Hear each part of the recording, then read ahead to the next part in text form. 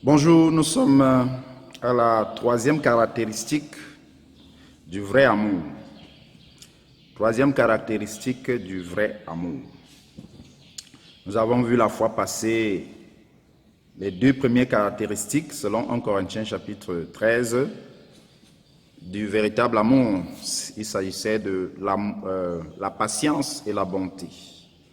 Aujourd'hui, nous allons voir que le vrai amour n'envie point. Vous ne pouvez pas dire que vous aimez quelqu'un si vous l'enviez. 1 Corinthiens chapitre 13 verset 4. La charité est patiente, elle est pleine de bonté. La charité n'est point envieuse. Elle n'est point envieuse. Alors l'envie c'est quoi? C'est quoi l'envie? L'envie c'est le chagrin ou la haine qu'on ressent du bonheur, du succès ou des avantages d'autrui. C'est-à-dire qu'il y a l'envie dans votre cœur lorsque vous êtes mal à l'aise, quand l'autre est heureux, quand l'autre réussit, quand l'autre vous dépasse, c'est de l'envie. Et l'envie, c'est la mère de la jalousie. Là où il y a l'envie, il y aura la jalousie. Et l'atmosphère va changer. Là où il y a l'envie, il n'y a pas le contentement. Parce que le contentement implique que je suis satisfait du peu que j'ai, même si les autres me dépassent. Ça ne va jamais créer les problèmes entre eux et moi. Mais l'envie, c'est que non, pourquoi ma part est petite et la part de l'autre est grande? Pourquoi c'est lui qui doit être promu et non moi? C'est ça l'envie. On n'est pas content. Et quand il y a l'envie, on ne rend pas grâce à Dieu pour le peu qu'on a. Alors que la parole de Dieu dit, compte les bienfaits de Dieu. Compte les bienfaits de Dieu. Parce que tu peux envier quelqu'un pour telle ou telle chose. Et tu ne sais pas que la personne t'envie aussi par rapport à telle ou telle chose. Il y a des choses que tu as que les autres n'ont pas. Il y a les choses que les autres ont aussi que tu n'as pas. Mais tu dois d'abord commencer à être content de ce que Dieu t'a donné avant d'être mal à l'aise par rapport à ce que tu n'as pas. Et être mal à l'aise par rapport à ce que tu n'as pas, ça devrait plutôt être dans la prière et non par rapport aux autres. L'autre est fiancé, moi je ne suis pas fiancé. L'autre est véhiculé, je ne suis pas véhiculé. L'autre à la maison, tout le monde aime tel collègue et on ne m'aime pas. Pourquoi lui il a plus d'amis par rapport à moi? Pourquoi quand il parle, on l'écoute par rapport à moi? Hein? Donc, tu te sens mal à l'aise par rapport aux grâces que Dieu a données à quelqu'un. Et si tu as l'envie dans ton cœur, non. Honnêtement, tu ne peux pas dire que tu aimes. Tu ne peux pas aimer quelqu'un et envier la personne en même temps. Tu ne peux pas aimer quelqu'un et en même temps tu n'es pas satisfait de son succès. L'amour, c'est être content du bonheur de l'autre. L'amour, c'est être content. C'est féliciter l'autre quand il fait bien, même si nous n'avons pas été choisis. C'est ça l'amour. C'est ça l'amour. Il est écrit dans Genèse chapitre 37 verset 11. Genèse 37 verset 11. La Bible dit que ses frères eurent de l'envie contre lui, mais son père garda le souvenir de ces choses. Il s'agit ici de Joseph. Joseph à qui Dieu a montré, n'est-ce pas, un rêve qui devait être plus grand que ses frères. Il devait être une très grande personnalité sur cette terre. Ses frères, à cause de ça, ont eu de l'envie. Et nous savons où cette envie les a poussés. L'envie s'est transformée en jalousie, au point où ils ont vendu Joseph, leur frère, leur sang, comme esclave. Vous voyez, aujourd'hui ces choses se passent dans les familles. Les familles sont déchirées parce que les gens s'envient les uns les autres.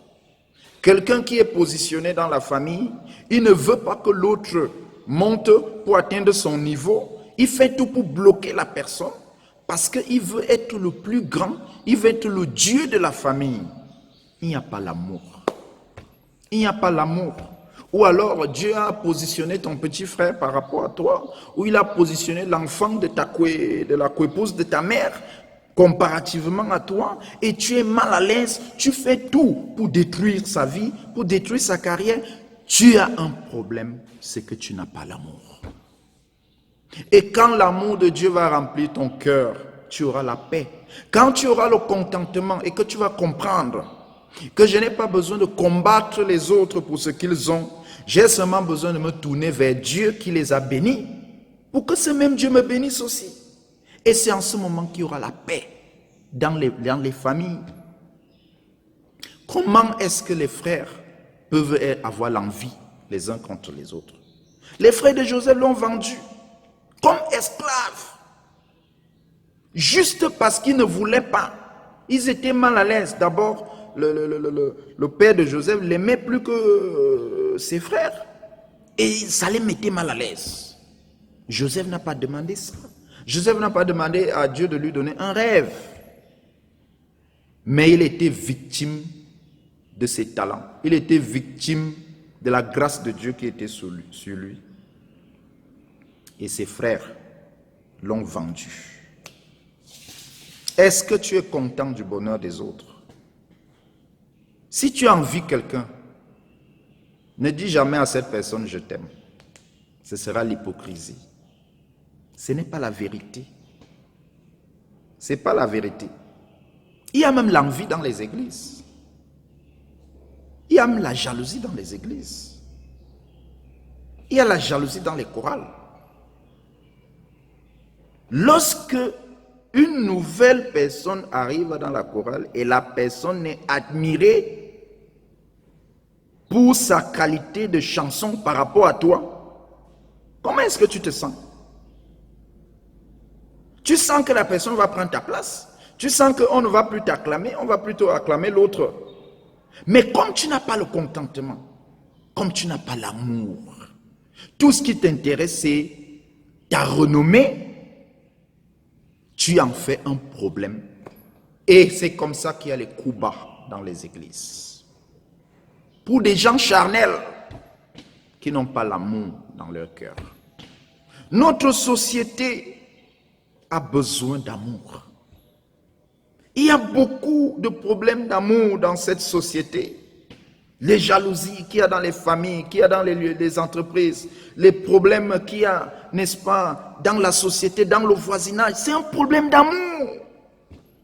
Nous disons que nous créons Dieu, nous disons que nous servons Dieu, mais Dieu dit dans sa parole, l'amour n'est point envieux. Si tu dis que tu me sers et que tu n'as pas l'amour, tu ne me sais pas. Est-ce que nous lisons bien notre Bible? Est-ce que nous comprenons ce que le Seigneur est en train de nous dire? Oh, chers frères et sœurs, si seulement chacun d'entre nous pouvait recevoir dans son cœur un peu plus d'amour, cette société serait bien. Si ceux-là qui nous dirigent pouvaient avoir un peu d'amour dans leur cœur, ils ne détourneraient pas l'argent public qui va servir à tout le monde. C'est l'égoïsme, l'envie. Quand il y a l'envie, quelque part, l'atmosphère est trouble. Ce n'est pas bien. Oh, que le Seigneur nous aide.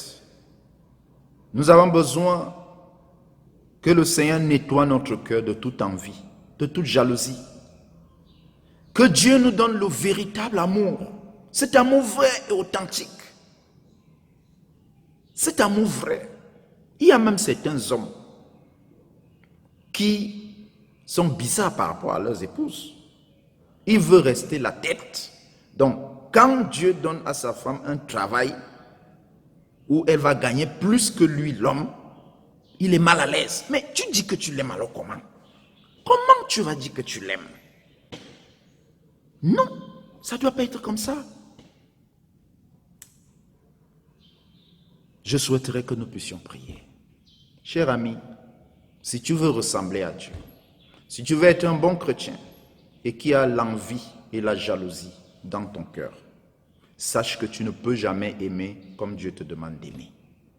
Mais tu peux te tourner vers Dieu pour que le Seigneur t'aide à nettoyer ce cœur, à le purifier, pour que ceux-là que tu regardais hier avec les mauvais yeux, tu puisses les regarder dorénavant avec amour. C'est possible. Pour que même si quelqu'un te dépasse, ça ne te cause pas un problème.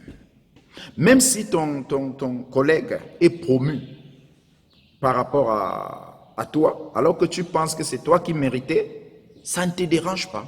Parce que tu sais que c'est Dieu qui a ta promotion en main, c'est Dieu qui a ta vie en main. Ça ne te dérange pas.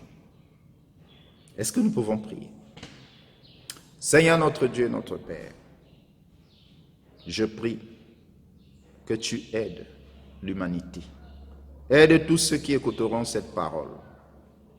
Aide les églises. Aide tous les travailleurs dans les entreprises.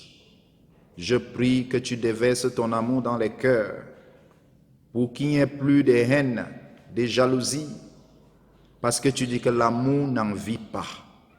Donc l'amour n'est pas jaloux. Seigneur, je prie que tu nous aides pour que notre amour soit véritable dans les foyers, dans les voisinages, éternel au marché, ô Dieu, Seigneur, dans les villages comme dans les villes. Que l'amour de Dieu règne dans nos cœurs, au nom de Jésus-Christ. Amen. Pasteur Yves Charlie Godia, à la prochaine.